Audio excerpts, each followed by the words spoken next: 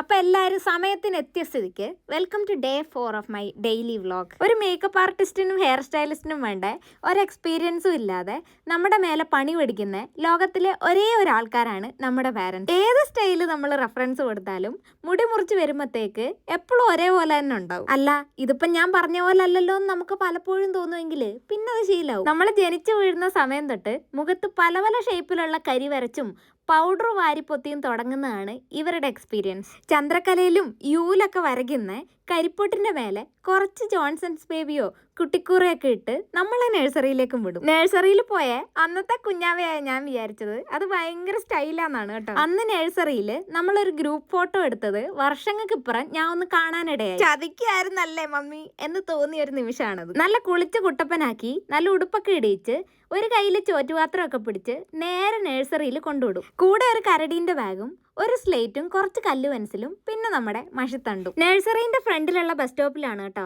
അമ്മ സ്കൂൾ കഴിഞ്ഞ് വരുന്നത്. സ്കൂൾ വിട്ട് വരുന്ന അമ്മേന്റെ ബാഗ് തപ്പലാണ് ആദ്യത്തെ പരിപാടി. എന്നും എന്തെങ്കിലുമൊക്കെ ആയിട്ട് ആ ബാഗിൽ ഞങ്ങൾക്ക് കരുതിയിട്ടുണ്ടാവും.